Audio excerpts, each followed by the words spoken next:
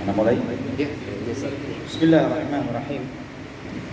Assalamualaikum warahmatullahi wabarakatuh. Alhamdulillahi rabbil alamin. Wassalatu wassalamu ala asyrafil anbiya'i wal mursalin Nabiina Muhammadin wa ala alihi wa sahbihi wat tabi'in wa man tabi'ahum bi ihsanin ila yaumiddin. Qala Allah jalla wa ala: Ya ayyuhalladzina amanu taqullaha haqqa tuqatih wa la tamutunna illa wa antum muslimun. Amma ba'd. Ikhwatal iman rahimani wa rahimakumullah. Alhamdulillah, segala puji bagi Allah Subhanahu wa taala Ar-Rahmanir Rahim, Zat yang Maha Pengasih, Zat yang Maha Penyayang, yang dengan limpahan rahmat dan kasih sayangnya, walillahil hamdu wal minnah, kita diberi kesempatan oleh Allah Subhanahu wa taala untuk memulai kajian perdana. Betul ya? Betul-betul perdana di Muslim Medika. Hafizakumullah. Semoga Allah Subhanahu wa taala menjadikan pertemuan ini sebagai pertemuan yang diberkahi oleh Allah Subhanahu wa taala. Kita memohon kepada Allah Subhanahu wa taala, semoga Allah Subhanahu wa taala menganugerahkan kepada kita akhlak yang mulia, budi pekerti yang agung, mengikuti petunjuk dan hidayah Nabi kita Muhammad bin Abdullah sallallahu alaihi wasallam, yang beliau sallallahu alaihi wasallam dipuji oleh Allah Subhanahu wa taala dengan pujian yang sangat luhur dan sangat agung dan mulia, sebagaimana Allah firmankan di surat Al-Qalam ayat 4, wa innaka la'ala khuluqin 'azim. Dan sesungguhnya engkau wahai Muhammad sallallahu alaihi wasallam sungguh berada di atas akhlak yang agung, akhlak yang luhur dan mulia. Dan kita memohon kepada Allah Subhanahu wa taala, semoga Allah Subhanahu wa taala memberikan petunjuk kepada kita kepada akhlak yang terbaik, karena tidak ada yang memberikan petunjuk kepada akhlak yang terbaik kecuali Allah Subhanahu wa taala, serta menjauhkan kita dari akhlak-akhlak yang buruk, karena tidak ada yang menjauhkan kita dari akhlak dan budi pekerti yang buruk kecuali Allah Subhanahu wa taala. Ikhwatal iman rahimani wa rahimakumullah. Akhlak, adab dan etika yang baik ini adalah ciri keberhasilan dan kesuksesan seseorang dan kebahagiaannya dunia dan akhirat. Tidaklah kebaikan itu diraih, baik kebaikan dunia maupun akhirat, seperti ketika seseorang dianugerahi oleh Allah Subhanahu wa taala akhlak yang baik dan mulia, sehingga Allah Subhanahu wa taala menjadikan seluruh bagian dari agama ini adalah akhlak. Sehingga ketika seseorang menambah budi pekertinya, akhlak dan sikap dan perilakunya, maka dia telah menambahkan kualitas imannya kepada Allah Subhanahu wa taala. Nabi sallallahu alaihi wasallam pernah ditanya, sebagaimana dari hadis Abu Hurairah radhiyallahu anhu. Nabi sallallahu alaihi wasallam ditanya, "Ma aktsaru ma yudkhilun nasal jannah?" Apakah ya Rasulullah yang paling banyak memasukkan seseorang ke dalam surga? Nabi sallallahu alaihi wasallam menjawab, "Taqwallahi wa husnul khuluq." Rawahu Tirmidzi. Nabi sallallahu alaihi wasallam menjawab, yang paling banyak menyebabkan seseorang masuk surga, taqwallah wa husnul khuluq. Bertakwa kepada Allah dan akhlak yang baik. Bertakwa kepada Allah dan akhlak yang baik. Nabi sallallahu alaihi wasallam menjawab dua hal yang menjadi penyebab utama dan yang menyebabkan paling banyaknya seseorang masuk surga, yaitu bertakwa kepada Allah Subhanahu wa taala dan akhlak yang mulia. Nabi, sebagaimana kata Imam Ibnu Qayyim rahimahullah ketika menjelaskan hadis ini, bahwa Nabi sallallahu alaihi wasallam menggabungkan dua hal ini karena bertakwa kepada Allah Subhanahu wa taala memperbaiki hubungan kita dengan Allah. Takwa memperbaiki hubungan kita dengan Allah Subhanahu wa taala. Akhlak memperbaiki hubungan kita dengan sesama. Takwa Allah mendatangkan cintanya Allah kepada kita. Berakhlak yang baik kepada sesama mendatangkan cintanya sesama kepada kita. Jadi ketika seorang bertakwa kepada Allah, Allah akan mencintainya. Ketika kita berakhlak yang baik kepada sesama, maka manusia akan cinta kepada kita. Ikhwatal iman rahimani wa rahimakumullah.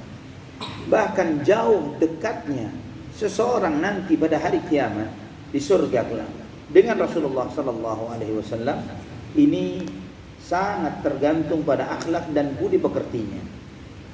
Jabir bin Abdullah radhiyallahu anhu, beliau menyampaikan bahwa Rasulullah sallallahu alaihi wasallam bersabda, inna min ahabbikum ilayya wa aqrabikum minni majlisan yaumal qiyamati ahasinakum akhlaqan.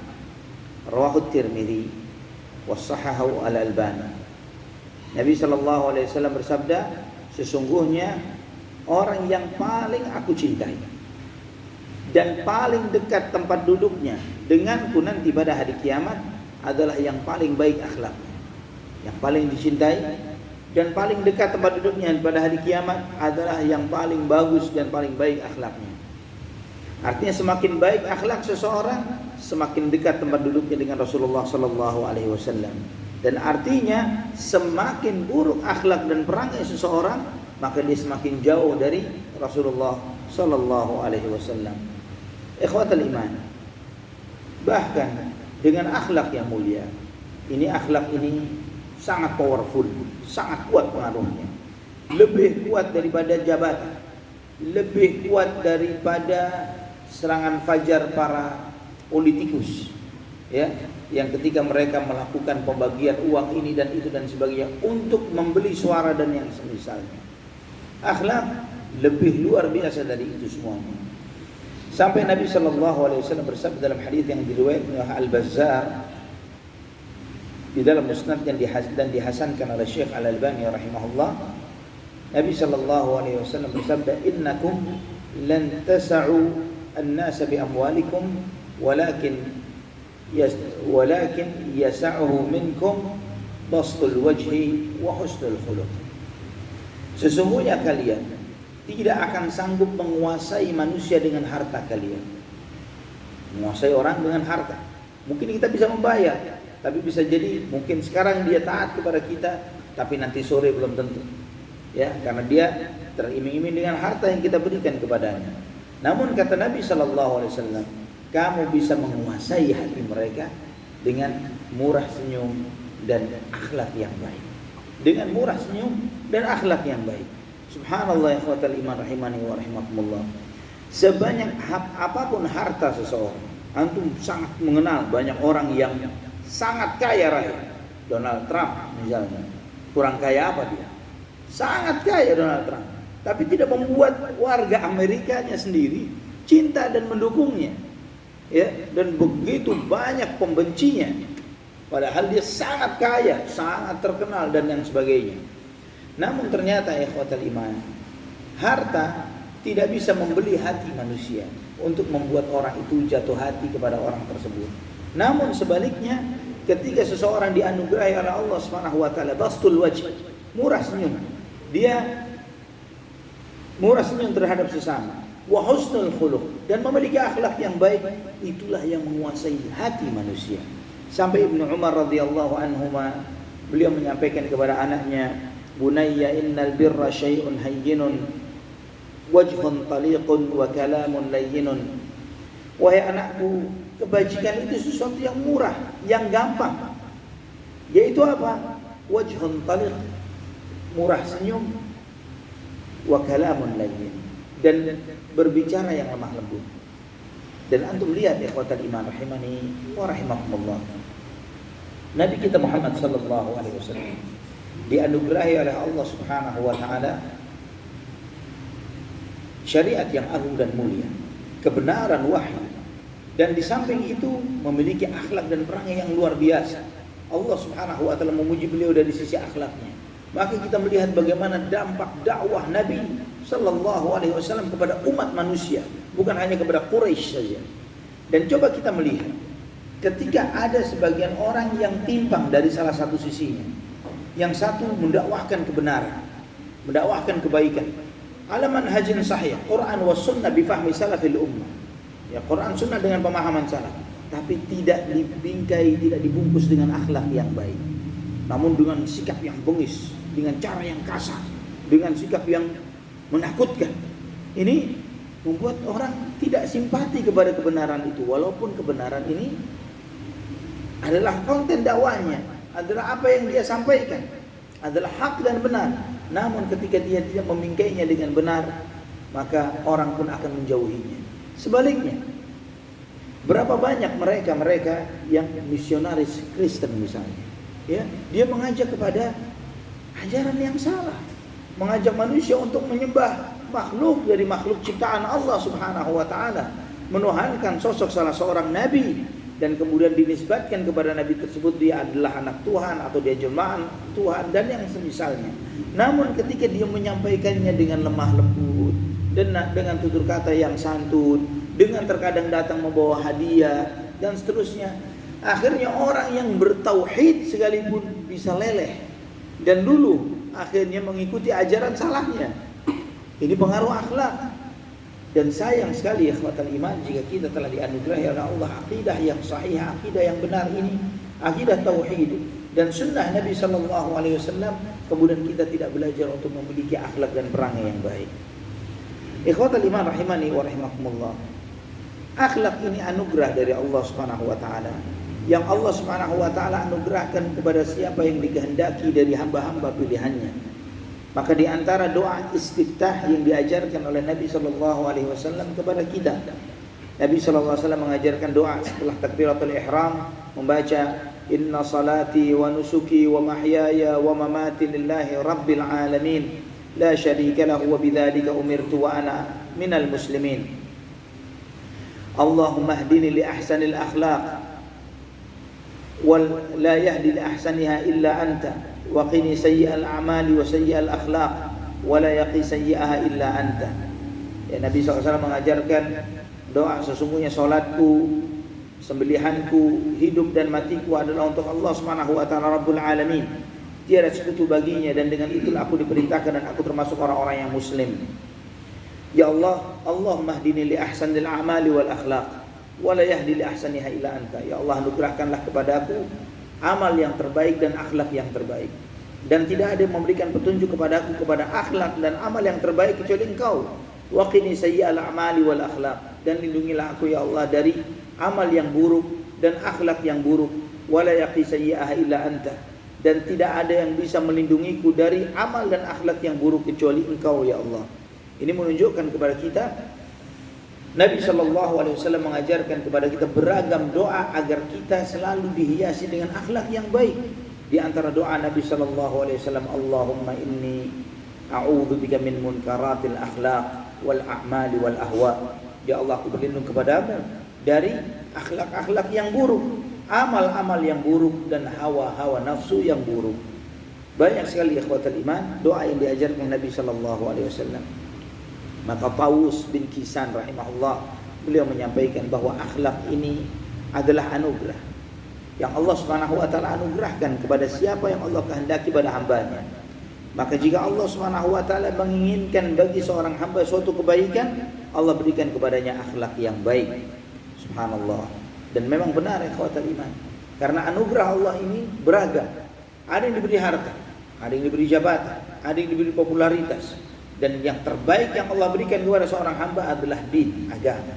Itulah nikmat yang diabadikan oleh Allah Subhanahu wa taala di dalam surat Al-Fatihah yang selalu kita baca, ihdinas siratal mustaqim siratal ladzina an'amta 'alaihim. Tunjukilah ya Allah kepada kami jalan yang lurus, jalannya orang-orang yang Kau beri nikmat kepada mereka. Jalan yang Allah beri nikmat kepada mereka. Nikmat apa yang Allah berikan kepada orang-orang tersebut? Kepada para nabi, kepada siddiqin, syuhada dan orang-orang saleh. Apakah nikmat itu berupa harta, ataukah jabatan, ataukah popularitas, ataukah kekuasaan? Apa itu? Antara Nabi Musa dan Fir'aun. Ya, kita melihat Nabi Musa dan Fir'aun. Siapa yang Allah beri nikmat? Musa atau Fir'aun? Kalau kita di zamannya Nabi Musa alaihi salam, kita melihat Fir'aun dengan kekayaannya, dengan kekuasaannya, dengan gemerlap hidupnya, dengan popularitasnya, ya, dan Nabi Musa dengan dihidup di pinggiran sendirian, lebih sedikit followernya. Kita follow siapa nih, Fir'aun atau Musa? Ya kan? Jadi kacau nanti kalau kita hidup di zaman beliau. Ya, karena kita melihat, waduh, nggak ada jaminan ikut Musa. Ini ikut Fir'aun, terjamin, terlihat jelas kekuasaannya dan yang lain sebagainya. Namun nikmat yang Allah Subhanahu wa taala sebutkan siratal ladzina an'amta 'alaihim, jalannya orang-orang yang Kau beri nikmat kepada mereka adalah nikmat iman dan amal, nikmat akhlak, nikmat budi pekerti yang agung dan mulia. Itu adalah nikmat yang kekal dan abadi. Adapun nikmat dunia yang seperti yang Allah berikan kepada Fir'aun, kepada Qarun dan yang semisalnya, sebatas mereka ketika masih hidup.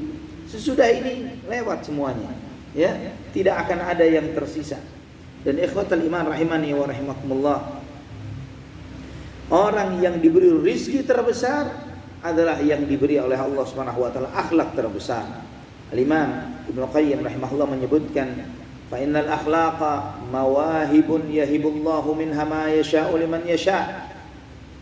Akhlak ini adalah anugerah yang Allah Subhanahu wa taala anugerahkan kepada siapa yang Allah Subhanahu wa taala kehendaki, bagi siapa yang dikehendaki oleh Allah Subhanahu wa taala. Maka kita melihat sebagaimana rizki, ya, akhlak itu juga anugerah dari Allah. Rizki ketika kita mengharapkannya, mengharapkan rizki itu nambah, ya, bukan dokter rizki, ya.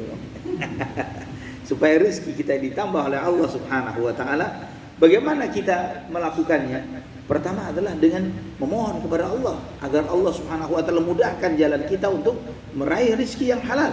Dan kemudian yang kedua, ikhtiar, ya, memohon, meminta, dan kemudian ikhtiar dengan mencari dengan cara-cara yang dihalalkan oleh Allah Subhanahu wa taala. Sebagaimana rezeki kita mengharapkannya dengan cara yang seperti itu, demikian pula dengan akhlak. Ya, dengan akhlak adalah dengan demikian. Yang pertama adalah memohon kepada Allah, sebagaimana doa-doa tadi yang diajarkan oleh Nabi sallallahu alaihi wasallam, meminta kepada Allah, ya Allah, anugerahkanlah kepada kami amal yang terbaik, akhlak yang terbaik. Jauhkan dari kami ya Allah dari amal yang buruk, akhlak yang buruk, karena tidak ada yang memberikan kepada kami akhlak yang baik dan amal yang baik kecuali Engkau, dan tidak ada yang melindungi kami dari amal yang buruk dan akhlak yang buruk kecuali Engkau ya Allah. Dan juga ya ikhwatal iman, setelah kita meminta dan memohon, bukan kemudian berdiam diri, ya, kemudian kita berpangku tangan seperti terkait dengan rezeki, doa saja minta, Allahumma inni as'aluka ilman nafi'a wa rizqan thayyiba wa amalan mutaqabbala, tapi enggak keluar dari rumah, ya, tidak ikhtiar, tidak melakukan transaksi perdagangan jual beli dan lain sebagainya, cuma diam saja. Kan Anda udah berdoa zikir pagi sore, di antara zikir pagi minta rezeki yang baik, rezeki yang diterima oleh yang baik yang Allah Subhanahu wa taala anugerahkan, ya tidak akan datang, karena Allah Subhanahu wa taala menjadikan segala sesuatunya dengan sebab-sebabnya. Ikhwatul iman rahimani wa rahimakumullah, lebih agungnya lagi terkait dengan akhlak, bahwa amalan yang paling berat di timbangan amal seorang hamba kelak pada yaumul qiyamah adalah akhlak. Nabi sallallahu alaihi wasallam bersabda, "Ma min syai'in athqalu fil mizani min husnil khuluq."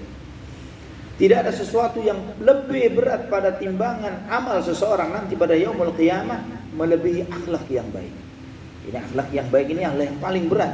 Kenapa akhlak yang baik yang paling berat dari timbangan amal seseorang? Karena akhlak ini dituntut ada pada diri seseorang semasa dia sadar dan hidup. Berbeda dengan ibadah yang lain. Kita ingin sholat zuhur sekarang belum waktunya, nanti sholat zuhur. Kita ingin puasa Ramadan, nanti tunggu Ramadan. Kita ingin haji, nunggu waktunya. Semua nunggu waktunya. Tapi akhlak yang baik dituntut kepada kita semuanya anytime, setiap saat dan waktu. Antum dituntut untuk bertutur kata yang baik, antum dituntut untuk bersikap yang baik, ya, terhadap siapapun, kepada orang tua, kepada saudara, kepada anak, kepada siapapun mereka. Ya, kita diperintahkan untuk waqulu linnasi husna, berkatalah yang baik kepada sesama, kepada manusia. Ini hampir 24 jam di dalam segala aktivitas kita, di dalam interaksi kita dengan sesama, kita dituntut untuk berakhlak yang baik. Maka durasi amal yang sedemikian lamanya, di antara sebab kenapa Allah Subhanahu wa taala menjadikan yang terberatnya amal seseorang nanti pada yaumul qiyamah adalah akhlaknya. Nabi sallallahu alaihi wasallam menyampaikan juga dengan hadis yang serupa dalam riwayat At-Tirmidzi dengan lafaz, "Ma min syai'in yudha'u fil mizan athqalu min husnil khuluq wa inna sahiba husnil khuluqi la yablughu bihi darajata sahibis shaumi was salah." Tidak ada sesuatu yang diletakkan di atas timbangan seorang hamba nanti pada hari kiamat yang lebih berat ketimbang akhlak yang baik. Dan sesungguhnya orang yang memiliki akhlak yang baik, dia akan menggapai derajatnya orang yang suka puasa dan suka sholat, yang suka puasa sunnah dan sholat malam, ya. Orang yang biasa puasa sunnah Dan biasa salat malam bisa dikalahkan dengan orang yang sangat berakhlak yang baik. Dan ikhwatal iman rahimani rahimakumullah, hadis ini menunjukkan bahwa timbangan amal itu adalah hak, bahwa seseorang akan ditimbang amal ibadahnya nanti pada yaumul qiyamah. Dan juga hadis ini menunjukkan kepada kita bahwa di antara yang terberat pada amal ibadah seseorang nanti pada yaumul qiyamah adalah akhlak dan perangainya. Karena dengan akhlak ini seseorang pun akan meraih kesempurnaan iman. Nabi SAW bersabda, akmalul mu'minina imanan ahsanuhum khuluqa. Mukmin yang paling sempurna imannya, yang paling baik akhlaknya. Wa khairukum linisa'ihim, dan yang terbaik di antara kalian adalah yang paling baik terhadap istrinya. Subhanallah, hadis ini seringkali kita mendengarnya, yang semestinya ikhwatal iman rahimani wa rahimakumullah, kita berupaya untuk terus menyempurnakan iman kita, berupaya untuk terus memperbaiki iman kita. Dan iman itu akan semakin baik bukan sekedar memperbagus sholat berjamaah kita, memperbagus ibadah-ibadah sesuai dengan sunnah Nabi SAW. Bukan sekedar itu saja, namun di samping itu adalah kita menyempurnakan akhlak kita, terus memperbaiki bagaimana kita bersikap, bagaimana kita bertutur kata, bagaimana kita berinteraksi dengan sesama, bagaimana akhlak dan budi pekerti kita. Wa khairukum linisa'ihim, dan yang terbaik di antara kalian adalah yang paling baik terhadap istrinya. Kenapa Nabi SAW menyampaikan yang seperti ini? Karena istri kita adalah yang paling tahu tentang aslinya kita. Ya, ketika kita mungkin di tempat kerja, mungkin kita di tempat ibadah, di masjid atau musola, di tempat kajian, semua akan menganggap kita, masya Allah si fulan thayyib, baik, luar biasa. Tapi kualitas diri seseorang adalah sebagaimana yang dikenali oleh istrinya. Ketika istrinya mengenali, masya Allah ini suami yang thayyib, yang baik, yang saleh dan yang sebagainya, maka itulah kualitas yang sebenarnya. Maka penting sekali ikhwatul iman rahimani wa rahimakumullah, kita mengetahui seperti apa kualitas kita antum sebagai suami di mata istri kita. Ya, apakah kita termasuk suami yang baik atau tidak? Karena Nabi SAW bersabda, khairukum linisa'ihim. Yang terbaik di antara kalian adalah yang paling baik terhadap istrinya. Karena ketika kita di luar, kita menggunakan tameng-tameng dan topeng-topeng kita. Namun ketika kita di rumah terlihat aslinya. Ya, bagaimana kita berperangai dan bersikap. Allahul musta'an wala haula wala quwata illa billah. Ikhwatul iman rahimani wa rahimakumullah. Dalam hadis yang serupa juga riwayat At-Tirmidzi, Nabi sallallahu alaihi wasallam bersabda, inna min akmalil mu'minina imanan ahsanuhum khuluqan wa altafuhum bi ahli. Sesungguhnya yang paling sempurna imannya adalah yang paling bagus akhlaknya dan yang paling lemah lembut dengan keluarganya. Ya, yang paling lemah lembut dengan keluarganya. Dan ini sesuatu yang tidak mudah, sesuatu yang tidak gampang. Namun ketika seseorang dianugerahkan oleh Allah Subhanahu wa taala kemudahan untuk bersikap lemah lembut terhadap keluarganya, maka dia telah mendapatkan bagian yang terbesar, yaitu kesempurnaan iman. Kesempurnaan iman. Al-Hulaimi rahimahullah, beliau menyebutkan ketika menjelaskan hadis ini bahwa hadis ini menunjukkan akhlak yang baik adalah iman, dan menunjukkan juga ketika seseorang tidak memiliki akhlak atau kurang memiliki akhlak yang baik, menunjukkan kurangnya imannya. Dan iman seseorang itu berbeda-beda satu dengan yang lainnya. Ada yang sebagian lebih sempurna dari sebagian yang lainnya. Dan Nabi sallallahu alaihi wasallam menyampaikan di dalam hadis ini, kesempurnaan atau standar kesempurnaan iman seseorang dilihat pada bagaimana akhlaknya kepada yang lainnya. Nabi mengingatkan, wa khiyarukum linisa'ihim, yang terbaik di antara kalian adalah yang paling baik terhadap istrinya.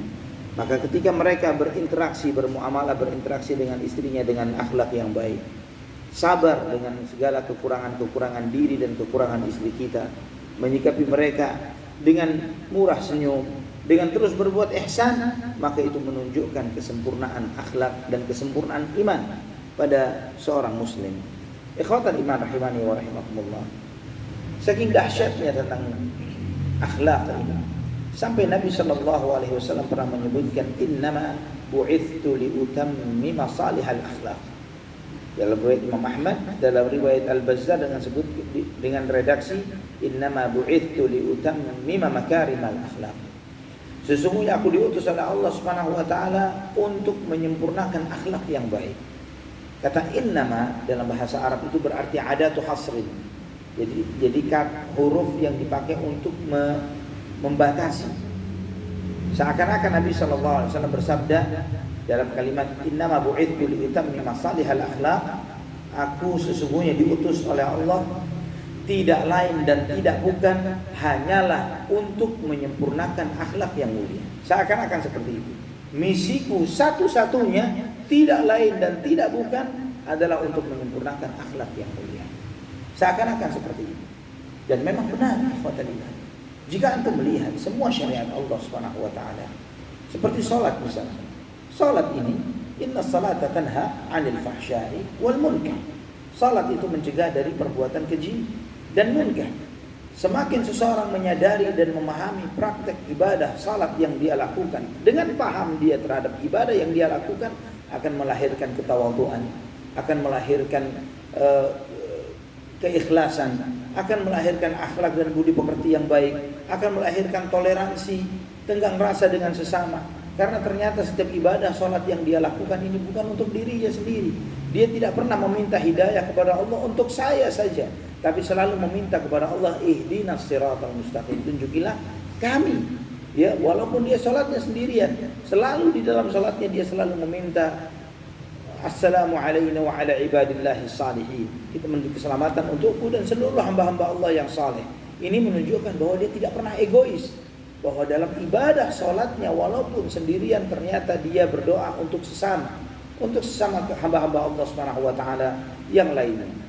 Kemudian zakat ini sebagaimana Allah Subhanahu wa taala menyebutkan khudh min amwalihim shadaqatan tutahhiruhum wa tuzakkihim biha. Ambillah dari harta mereka itu zakat atau sedekah yang membersihkan mereka dan mensucikan jiwa mereka. Dan itulah yang Allah Subhanahu wa taala sebutkan bahwa zakat ini mensucikan jiwa seseorang, memperbaiki akhlak dan perangainya. Ibadah puasa tidak diragukan lagi, ibadah puasa adalah sebagaimana Allah firmankan, bahwa kewajiban ini tujuannya adalah la'allakum tattaqun, supaya kalian bertakwa. Bagaimana kita diajarkan man lam yada' qaula az-zuri wal 'amala bihi falaysa lillahi hajatun min an yada'a ta'amahu wa syaraba. Barang siapa yang tidak meninggalkan perkataan bohong dan berinteraksi dengan kebohongan, Allah tidak butuh dia meninggalkan makan dan minumnya. Ya. Dan kemudian Nabi SAW mensyaratkan bahwa orang yang berpuasa supaya tidak berkata-kata yang keji, berkata-kata yang cabul, porno dan yang lain sebagainya. Ini semua diajarkan di dalam rukun Islam yang 5. Bahwa rukun Islam ini mengajarkan kepada kita agar seseorang memiliki akhlak yang agung, luhur dan mulia. Dan kita melihat ikhwatal iman, Nabi SAW menunjukkan kepada kita akhlak yang mulia ini dan memperingatkan kita dari akhlak yang buruk dengan sabda-sabda beliau. Ribuan hadis terkait dengan akhlak yang mulia ini. Ribuan hadis terkait dengan keburukan akhlak-akhlak atau perangai yang buruk dijelaskan oleh Nabi kita Muhammad bin Abdullah sallallahu alaihi wasallam. Bahkan para ulama sampai menulis ensiklopedi, ya, ensiklopedi akhlak yang mulia dan ensiklopedi akhlak yang buruk. Ini salah satunya misalnya Nadratun Na'im itu kurang lebih 12 jilid, ya, menjelaskan tentang ensiklopedi akhlak yang mulia dan akhlak yang buruk dalam 12 jilid besar, ya, yang masing-masing jilidnya kurang lebih 600-an halaman. Ini menunjukkan hebatnya dan luar biasanya akhlak di dalam dinullah azza wa jalla. Dan juga Nabi SAW bukan hanya menyampaikan dengan sabdanya, dengan apa yang beliau sabdakan, namun lebih dari itu beliau tunjukkan dengan praktek-prakteknya, bagaimana sikap dan perilaku beliau sallallahu alaihi wa ala alihi wa sahbihi wasallam. Maka pernah salah seorang tabi'in, Sa'ad bin Hisham bin Amir rahimahullah, bertanya kepada Ummul Mukminin Aisyah radhiyallahu anha, "Ya ummah, kaifa kanat khuluqun Nabi sallallahu alaihi wasallam?" Wahai ibuku, wahai Ummul Mukminin, seperti apa sih perangai Nabi sallallahu alaihi wasallam? Akhlak beliau itu seperti apa? Maka Aisyah radhiyallahu anha mengatakan, "Kana khuluquhul Qur'an." Akhlaknya Nabi sallallahu alaihi wasallam adalah Al-Qur'an. Apakah kamu tidak membaca di dalamnya bahwa Nabi SAW, bahwa Allah memuji beliau dengan wa innaka la'ala khuluqin azim, dan sesungguhnya engkau wahai Muhammad sungguh berada di atas akhlak yang agung dan mulia. Para ulama tafsir ketika menjelaskan ayat ini menyampaikan bahwa Nabi sallallahu alaihi wasallam adalah contoh hidup di dalam realisasi dari ayat-ayat Al-Qur'an. Contoh hidup di dalam penafsiran ayat-ayat Al-Qur'an. Setiap perintahnya dijalankan, setiap larangannya dijauhi. Dan juga Nabi sallallahu alaihi wasallam menghidupkan semua akhlak-akhlaknya yang agung dan mulia. Ditambah lagi dengan apa yang telah Allah Subhanahu wa taala sematkan kepada diri beliau dari segala akhlak-akhlak yang luhur dan agung dan mulia, seperti sifat malu, kedermawanan, keberanian, lapang dada, kebijaksanaan, dan semuanya akhlak-akhlak yang agung dan mulia ada pada diri Nabi Muhammad bin Abdullah sallallahu alaihi wasallam. Maka kita melihat bagaimana beliau sallallahu alaihi wasallam terhadap orang-orang terdekatnya. Anas bin Malik radhiyallahu anhu pernah menjadi pelayan Nabi sallallahu alaihi wasallam selama 10 tahun. 10 tahun menjadi pelayan Rasulullah sallallahu alaihi wasallam. Dari kecil dibawa oleh ibunya, dibawa kepada Nabi, ya Rasulullah biar anak ini menjadi pelayan. Dan setelah bertambah setelah 10 tahun baru dia berhenti menjadi pelayan Rasulullah sallallahu alaihi wasallam. Apa kata Anas bin Malik ketika beliau menyampaikan pengalaman dia menjadi pelayan Nabi sallallahu alaihi wasallam selama 10 tahun ini? Beliau mengatakan, khadamtu Rasulullah sallallahu alaihi wasallam 10 sinin. Aku menjadi pelayan Nabi sallallahu alaihi wasallam selama 10 tahun. Fama qala li uffin qat. Beliau sama sekali tidak mengatakan satu suku kata yang berbentuk hardikan dan celaan tidak pernah keluar dari lisan Nabi Muhammad sallallahu alaihi wasallam. Wala qala li syai'in fa'altuhu lima fa'alta. Dan beliau sallallahu alaihi wasallam tidak pernah bertanya kepadaku tentang sesuatu yang aku lakukan, kenapa kamu melakukannya begini? Tidak pernah sama sekali. Wala li syai'in lam af'alhu ala fa'alta. Dan selama 10 tahun saya tidak pernah ditegur oleh Nabi terkait dengan sesuatu yang tidak aku lakukan. Kenapa kamu tidak lakukan itu? 10 tahun ya ikhwatal iman. Maka Anas bin Malik radhiyallahu anhu menyebutkan, wa kana sallallahu alaihi wasallam ahsanun nasi khuluqan. Nabi SAW adalah orang yang sangat mulia akhlaknya. Wala masastu khazzan wala hariran wala syai'an kana alyanu min kaffi Rasulillah sallallahu alaihi wasallam. Tidak pernah aku menyentuh kain yang lembut atau sutra atau yang lainnya yang lebih lembut daripada tangan Rasulullah sallallahu alaihi wasallam. Wala syamamtu miskan wala itran kana atyabu min araqi Rasulillah sallallahu alaihi wasallam. Aku tidak pernah mencium bau harum atau wewangian yang lebih harum ketimbang keringat Rasulullah sallallahu alaihi wasallam. Ini di antara kemuliaan yang Allah Subhanahu wa taala anugerahkan kepada Nabi kita Muhammad bin Abdullah sallallahu alaihi wasallam. Maka banyak sekali pujian para sahabat tentang beliau sampai disebutkan oleh para sahabat yang lainnya. Al-Barra bin Azib menyebutkan, kana Rasulullah sallallahu alaihi wasallam ahsanu wajhan wa ahsanun nasi khuluqan, bahwa Nabi sallallahu alaihi wasallam adalah manusia yang paling bagus wajahnya, yang paling bagus perangainya. Laisa bitawilil ba'in walal bil qasir, tidak terlalu tinggi dan tidak terlalu pendek. Dan begitu banyak sekali hadis tentang kemuliaan Nabi kita Muhammad bin Abdullah sallallahu alaihi wa ala alihi wa sahbihi wasallam. Ikhwatan liman rahimani wa rahimakumullah. Aisyah radhiyallahu anha, beliau pernah menyebutkan tentang Nabi sallallahu alaihi wasallam. Beliau menyebutkan bahwa Nabi sallallahu alaihi wasallam tidak pernah memukul apapun dengan tangannya. Tidak pernah memukul budak, tidak pernah memukul wanita. Bahkan apapun tidak pernah dipukul dengan tangan Nabi sallallahu alaihi wasallam, entah binatang atau yang lainnya. Sama sekali beliau tidak memukul, kecuali dalam konteks jihad di jalan Allah Subhanahu wa taala. Ketika jihad Nabi sallallahu alaihi wasallam. Itu pun di dalam jihad Nabi sallallahu alaihi wasallam tidak pernah membunuh di dalam peperangan kecuali satu orang saja. Satu saja. Di dalam sejumlah peperangan ini hanya satu orang, dan Nabi sallallahu alaihi wasallam bersabda bahwa manusia yang paling celaka adalah yang dibunuh oleh seorang nabi. Jadi ikhwatul iman rahimani wa rahimakumullah. Tidaklah Nabi sallallahu alaihi wasallam diminta untuk memilih dua hal, kecuali beliau sallallahu alaihi wasallam memilih yang paling ringan dari dua hal tersebut selama hal itu bukanlah sesuatu dosa. Nah, karena Nabi sallallahu alaihi wasallam paling jauh dari dosa. Dan beliau sallallahu alaihi wasallam tidak pernah emosi dan marah jika yang disakiti adalah pribadinya. Yang membuat beliau emosi dan marah jika yang dilanggar atau yang dihina adalah kemuliaan Allah Subhanahu wa taala. Jika terkait dengan kemuliaan Allah, beliau akan marah karena kemuliaan Allah Subhanahu wa taala yang dihina. Adapun pribadinya, beliau tidak pernah seperti itu. Padahal pribadinya orang yang luhur dan mulia. Kita tidak akan terima jika ada seseorang menghina Nabi Muhammad sallallahu alaihi wasallam. Namun beliau sallallahu alaihi wasallam ketika dicemooh, dihina dan lain sebagainya, beliau santai saja. Ya. Namun ketika Allah yang dihina, syariatnya yang dihina, Al-Quran dihina dan yang semisalnya, di saat itulah beliau marahnya karena Allah Subhanahu wa taala. Ikhwatal iman rahimani wa rahimakumullah. Maka kita melihat agama ini, semua ajaran agama intinya adalah pada akhlak. Semua inti ajaran agama. Antum jika membaca sirah Nabi Muhammad SAW dan para sahabatnya, sholat, perintah sholat ini jatuh pada tahun keberapa? Ada yang tahu? Tahun keberapa kenabian sholat itu diturunkan? Pada saat apa? Isra Mi'raj. Isra Mi'raj tahun keberapa? 10. Ingat ya, 10. Tahun ke-10 kenabian. 9 Hijriah. 9 lah, belum hijrah ya. Ya, kenabian. Belum hijrah, sebelum hijrah. Pada waktu Mi'raj. Ya, pada waktu Isra Mi'raj. Kurang lebih pada tahun ke-10 setelah Nabi sallallahu alaihi wasallam diutus sebagai seorang nabi.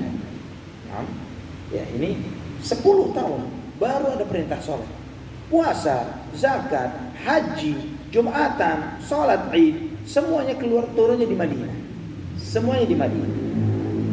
Adapun sholat sebelum hijrah pada tahun ke-10 setelah beliau diangkat sebagai seorang nabi. Namun antum melihat bagaimana dakwah Rasulullah SAW 10 tahun ini, apa materinya? Ya, apa materinya 10 tahun ini?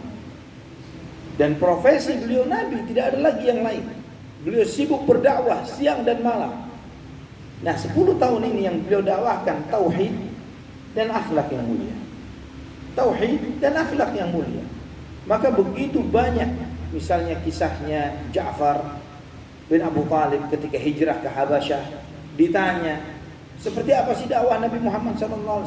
Beliau menyampaikan, mengajak kepada tauhid, melarang kita dari berbuat buruk kepada tetangga, mengajak kita untuk bersilaturahim dan berbuat baik kepada tetangga, bersilaturahim dan yang semisalnya adalah di antara kemuliaan-kemuliaan akhlak yang mulia yang diajarkan oleh Rasulullah sallallahu alaihi wasallam. Maka ini mengajarkan kepada kita ikhwatul iman bahwa agama ini secara utuh keseluruhannya adalah akhlak. Nah, ikhwatul iman rahimani wa rahimakumullah. Nabi SAW menyampaikan jaminan, menyampaikan sebuah jaminan bagi siapa yang mengamalkannya, beliau jamin bakal masuk surga. Dalam hadis yang diriwayatkan Imam Abu Dawud, Nabi SAW menyampaikan, ana za'imun bi baitin fi rabadil jannah liman tarakal mira'a wa in kana muhiqqan. Aku jamin bagi seseorang, dia akan mendapatkan rumah di pinggiran surga, ya, pinggiran tapi surga. Bagi seseorang yang mau meninggalkan debat kusir walaupun dia benar, meninggalkan debat kusir walaupun dia benar. Wa bi baitin fi wasatil jannah liman tarakal kadhiba wa in kana mazihan. Dan aku jamin salah seorang di antara kalian akan mendapatkan rumah di tengah surga jika dia mau meninggalkan kebohongan walaupun dalam konteks kendagurau, dalam konteks bersedagurau. Dia mau meninggalkan bohong walaupun cuma konteksnya adalah sedagurau, aku jamin dia akan mendapatkan rumah di tengah surga. Wa bi baitin fi 'alal jannah, aku jamin kalian akan mendapatkan rumah di tempat tertinggi di surga, ya, di dataran tingginya, topnya. Liman hasuna khuluquhu, bagi orang yang baik akhlaknya. Nah, ini Nabi SAW menyebutkan bahwa level-level di surga, martabat kafling seseorang di surga, apakah dia dapat di pinggirannya atau di tengahnya atau di VVIP-nya, ini semuanya berdasarkan akhlak seseorang, berdasarkan akhlaknya. Semakin baik akhlaknya, maka dia akan mendapatkan posisi yang terbaik di surganya Allah Subhanahu wa taala. Dan demikian pula sebaliknya. Ya, posisi itu tergantung dari bagaimana akhlak dan perangai seseorang. Nabi SAW yang menjamin bagi kita. Dan ketika kita ini di dalam kehidupan kita selalu kita mencari harapan, mengharapkan jaminan. Ya, kita mengharapkan keamanan. Ketika ada jaminan tertentu, saya jamin gajimu tidak akan telat, saya jamin kesehatanmu, saya jamin sekolah anak-anakmu, jaminan-jaminan ini yang diharapkan oleh banyak orang. Padahal si penjaminnya belum tentu jujur dan benar. Bagaimana jika kita yang menjamin kita adalah Rasulullah SAW, yang beliau adalah as-sadiqul amin, yang jujur dan sangat dipercaya, dan beliau SAW menjamin jika seseorang mau meninggalkan debat kusir, karena debat ini diantara sarana dakwah.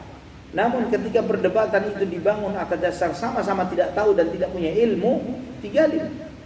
Ya, dan ketika seseorang mau meninggalkan debat kusir, wa in kana muhiqqan, walaupun dia benar, dia tinggalin debat kusir itu, dijamin oleh Nabi SAW dia akan mendapatkan rumah di surga, pinggiran surga.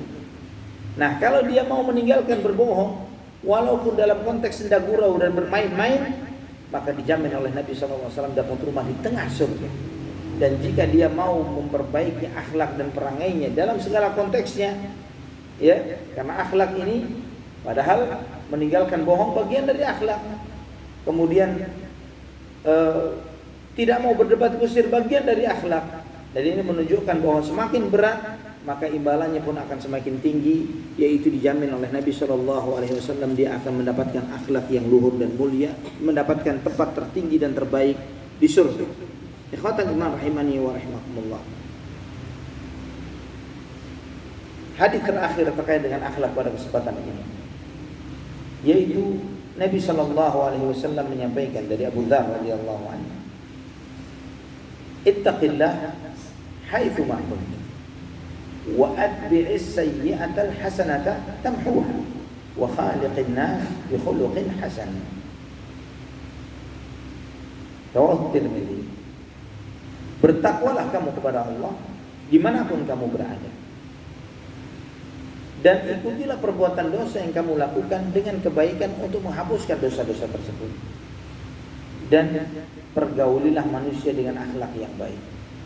Hadis ini di antara jawami'ul kalim, hadis yang luar biasa yang disampaikan oleh Nabi SAW, yang mengajarkan kepada kita bagaimana kita menunaikan seluruh hak yang mesti kita tunaikan, dan bagaimana kita bersikap. Hak yang paling agung dan paling mulia yang harus kita tunaikan adalah haknya Allah Subhanahu wa ta'ala. Bagaimana kita menunaikan hak Allah? Ittaqillaha haitsu ma kunt. Bertakwalah kamu kepada Allah dimanapun kamu berada. Apakah kita sedang di depan banyak orang, ataukah ketika kita sendirian, hendaklah kita bertakwa kepada Allah Subhanahu wa ta'ala dimanapun dan bagaimanapun kondisinya. Bukan takwa itu ketika sholat berjamaah saja di masjid, tapi di tempat kerja tidak bertakwa kepada Allah. Bahkan ujian besarnya ujian itu adalah ketika kita di tempat kerja kita. Bertakwalah kepada Allah dimanapun berada kita. Kemudian wa atbi'is sayyi'atal hasanata tamhuha, dan ikutilah perbuatan dosa yang kamu lakukan dengan kebaikan yang akan menghapuskan dosa-dosa tersebut. Orang yang berupaya secara maksimal untuk menjadi orang yang bertakwa tidak akan mungkin menjadi orang yang tiba-tiba jadi orang yang maksum, yang tidak mungkin terjerumus dalam dosa. Lah, Allah Maha tahu, Rasulullah SAW pun tahu bahwa manusia ini tempatnya salah. Ya, dan sebaik-baiknya orang yang berbuat salah dan banyak berbuat salah adalah yang bertaubat kepada Allah Subhanahu wa taala. Maka Nabi SAW mengajarkan di dalam hadis ini, walaupun maksimal apapun upayamu untuk bertakwa, kamu pasti akan terjerumus dalam dosa dan maksiat. Pasti terjerumus dalam kesalahan. Nah, bagaimana menyikapi kesalahan yang kita lakukan? Wa atbi'is sayyi'atal hasanata tamhuha. Dan ikutilah kesalahan yang kamu lakukan dengan kebaikan yang akan menghapuskan kesalahan tersebut. Ini bagaimana kita berinteraksi dengan diri kita sendiri. Bagaimana kita menyikapi kekurangan-kekurangan yang ada pada diri kita. Yaitu dengan cara apa? Dengan cara kita menutupinya dengan beramal saleh. Terus berupaya memperbaiki amal-amal ibadah kita untuk menutupi segala kesalahan-kesalahan yang kita lakukan. Karena manusia tempatnya salah.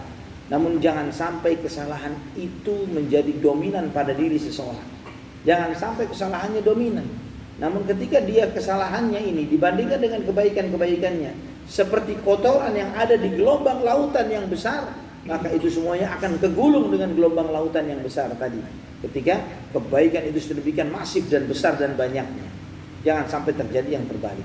Wa khaliqin nas bi khuluqin hasanin. Dan yang kedua ini terkait dengan interaksi kita dengan diri kita. Adapun yang terakhir adalah berakhlaklah kamu kepada sesama manusia dengan akhlak yang baik.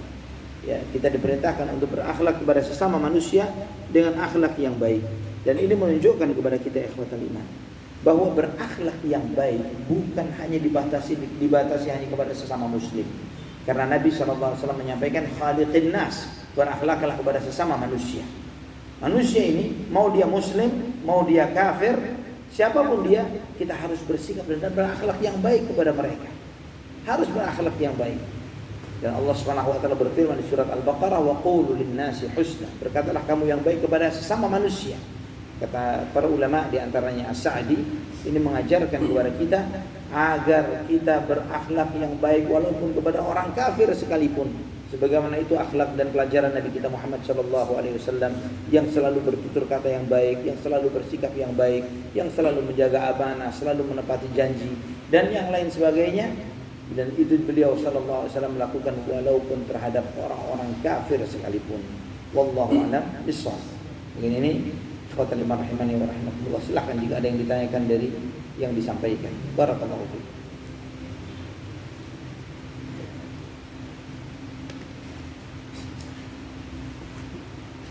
Ya, barangkali ada yang mau bertanya, silakan.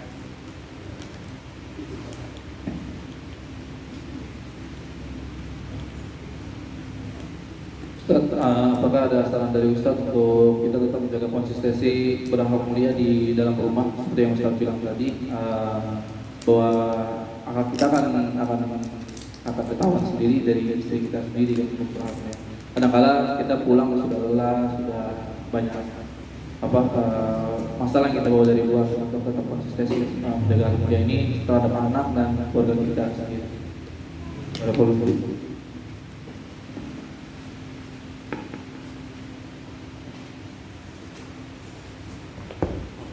Nah, bismillah. Ikhwatan iman rahimani wa rahimakumullah. Menjaga konsistensi akhlak kita terhadap keluarga kita ini memang sesuatu yang kita harapkan, yang semua kita berharap agar selalu terjaga akhlak dan perangai yang buruk ini terjaga, agar kita dijauhkan dari segala perangai-perangai yang buruk yang ada pada diri kita. Di antara kiatnya yang perlu kita sadari bahwa kita harus menyadari bahwa kita memiliki keburukan dalam diri kita. Setiap kita ada keburukannya.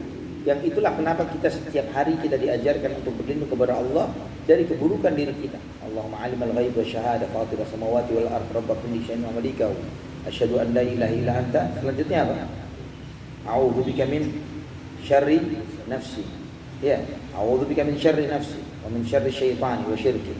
Aku berlindung kepadamu ya Allah dari keburukan diriku dan keburukan syaitan dan bala tentaranya. Ini menunjukkan kepada kita bahwa setiap kita punya keburukan. Sebagaimana para dai dan para ustaz, na'udzubillahi min syururi anfusina wa min sayyiati a'malina. Kita berlindung kepada Allah Subhanahu wa taala dari keburukan diri kita dan kejelekan amal perbuatan kita. Kita harus menyadari bahwa kita memiliki keburukan di dalam diri kita. Ini yang pertama. Namun kesadaran itu juga menunjukkan kepada kita, mengajarkan kepada kita agar kita tidak menjadi orang yang imun terhadap nasihat, imun terhadap perbaikan diri. Kesadaran akan kekurangan itu membuat kita gampang untuk ditegur, dinasehati dan memperbaiki diri. Bukan memaklumi. Maklum, saya sudah begini. Ada orang sadar, ya, anak sudah temperamen, memang begini cetakan anak. Itu mau terima-terima, enggak, sudah selesai, gimana coba? Misalnya begitu. Nah, kesadaran itu mengajarkan kepada diri seseorang agar dia terus berusaha bermuhasabah dan introspeksi dan berusaha memperbaiki diri. Insya Allah jika pertemuan yang akan datang kita akan lebih membahas bahwa di dalam syariat ini mengajarkan kepada kita akhlak itu bisa diperbaiki, bukan bentukan. Dan subhanallah psikologi modern pun mengajarkan hal yang serupa.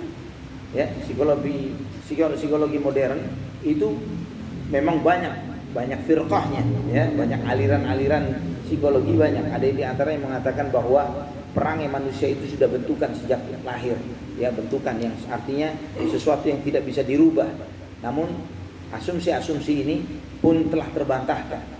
Ya, salah satu buku self theory yang ditulis oleh Carol Dweck itu menyebutkan, ya, dia penulis yang sama tentang buku mindset, ya, orang penulis yang sama, dia menjelaskan tentang bahwa teori modern yang menjelaskan bahwa perangai itu bisa diperbaiki adalah teori yang paling benar, dan itu pun didukung oleh banyak ilmuwan, banyak riset dan lain sebagainya. Termasuk juga misalnya IQ, ya. Bahkan penemunya IQ sendiri tidak menjadikan hasil IQ itu sebagai sesuatu yang paten, tidak berubah. Bahkan IQ itu bisa nambah, sangat nambah, atau bisa berkurang dan habis bahkan.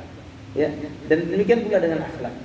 Nah, ikhwatal iman rahimani wa rahimakumullah. Jadi di antara kiatnya, di samping kita menyadari, yang kedua adalah belajar, mempelajarinya, dan memohon pertolongan kepada Allah Subhanahu wa taala.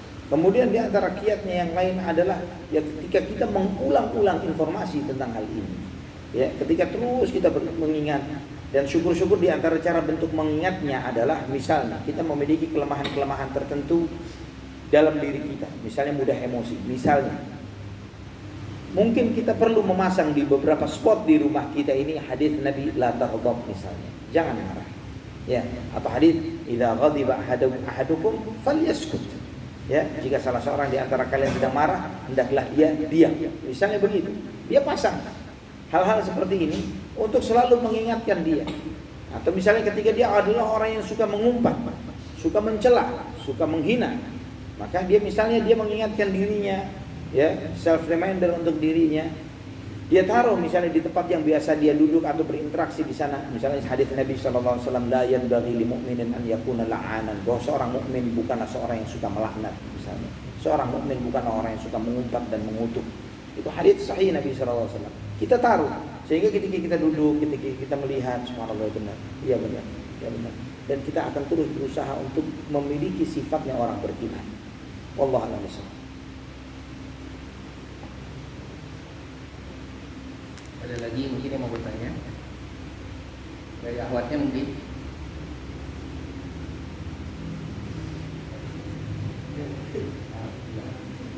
Mungkin dari saya Ustaz. Salah. Bagaimana adab yang baik, ya, dalam menegur orang yang di depan kita melakukan kesalahan, ada kesalahan kasih. Menegur kesalahan. Menegur orang yang salah. Di antara yang diajarkan oleh Nabi Shallallahu Alaihi Wasallam terkait menegur kesalahan, beliau SAW banyak sekali memberikan contoh. Di antara contoh yang beliau Shallallahu Alaihi Wasallam sebutkan misalnya terkait dengan seseorang yang berbuat salah yang sangat fatal, yang diantaranya adalah kencing di masjid, ya, kencing di masjid, atau lagi sholat ngomong, ya, seperti Muawiyah bin al-Hakam as-Sulami radhiyallahu an, beliau tidak tahu kalau sholat itu nggak boleh ngomong. Sekali waktu dia masuk ke masjid, awalnya dia nggak tahu kalau nggak boleh ngomong. Sampai ke masjid ketemu dengan teman lamanya, ya, lagi sholat, apa kabar? Ini teman nggak jawab, diam saja karena sudah diberitahu oleh Nabi nggak boleh ngomong dalam sholat. Tapi membuat sahabatnya ini tambah kesel lagi. Ana ajak inti ngomong, inti nggak gubris, padahal sudah lama nggak ketemu. Ini seperti sampai gaduh di masjid ini. Tapi dia tetap diam dalam sholatnya.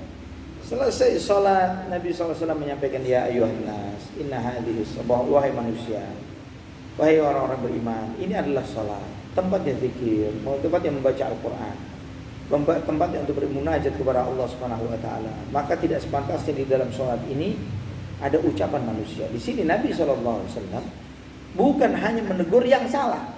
Siapa tadi yang salah yang ngomong itu? HP dimatikan, ya. Jangan kalau gitu dikali itu. Siapa tadi yang HP-nya nyala itu waktu sholat? Matikan, ya. Kalau nggak bisa keluar dari sini, jangan sholat lagi di sini. Yang bawa anak dan seterusnya. Tidak seperti itu. Tapi Nabi SAW menegurnya ketika melihat ada kesalahan, ya, dia salah satu dari kita misalnya, maka dia ingatkan secara umum. Nabi SAW mengingatkannya dengan bentuk umum sehingga tidak membuat yang melakukannya langsung ciut nyalinya, kecil hatinya. Dalam contoh konteks majelis ilmu, ada seringkali misalnya di dalam kajian, ya, sebagian antum bawa minuman misalnya, Ya, terus ternyata ada beberapa jamaah minum pakai tangan kiri. Minum tangan kiri nih. Ya, kalau misalnya anak tolong minum tangan kanan ya, jangan minum tangan kiri. Sambil anak nunjuk antum nih, minumnya tangan kiri misalnya. Itu akan ya, di kitanya langsung waduh, jadi sorotan semajelis. Tapi anak biarkan. Anak biarkan ketika dia bisa minum. Selesai dia minum, dia taruh minumnya, baru jamaah afwan. Misalnya yang minum sebelah sono, anak ngomongnya kepada yang di sono. Ya, padahal di sana tidak ada yang minum. Misalnya, afwan jamaah, tolong ya. Di antara adab Nabi Muhammad SAW ketika makan dan minum adalah makan dan minum dengan tangan kanan.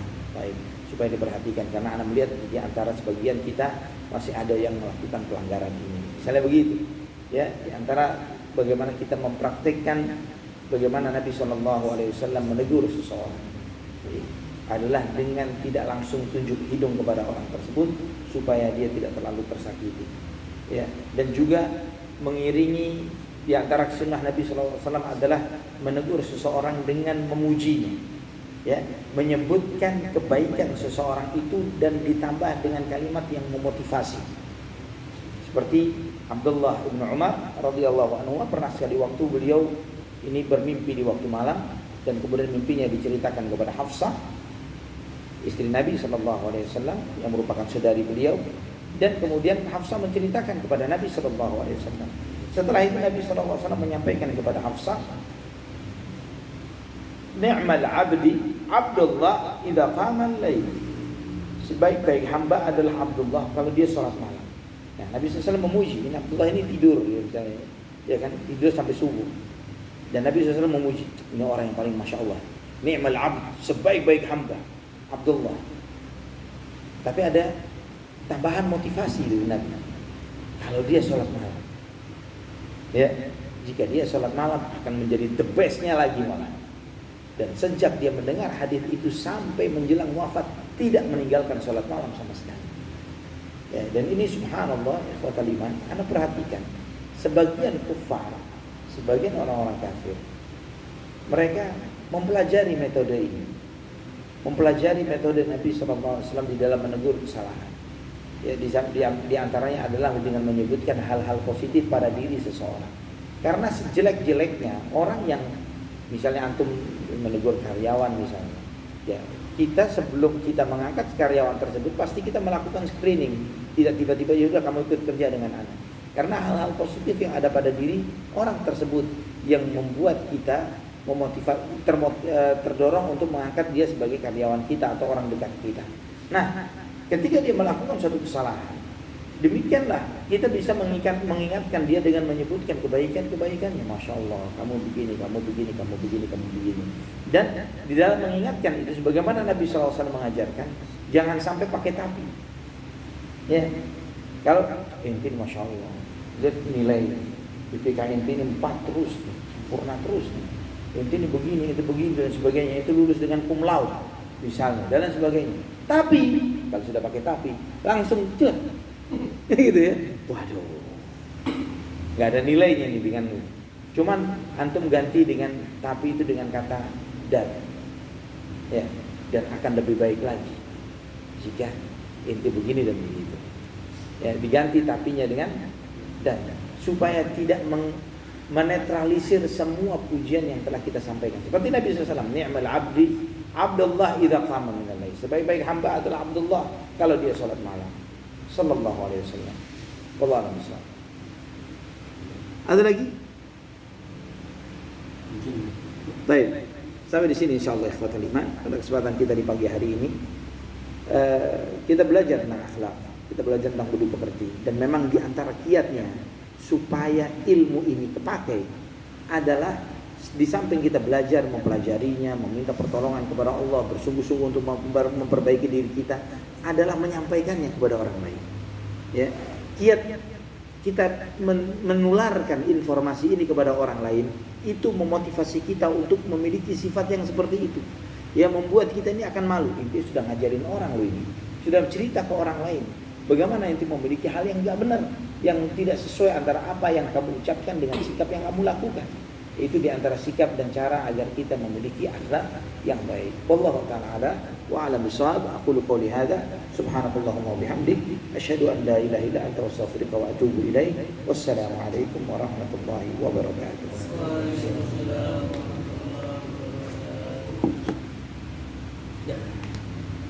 الحمد لله، بارك الله فيك.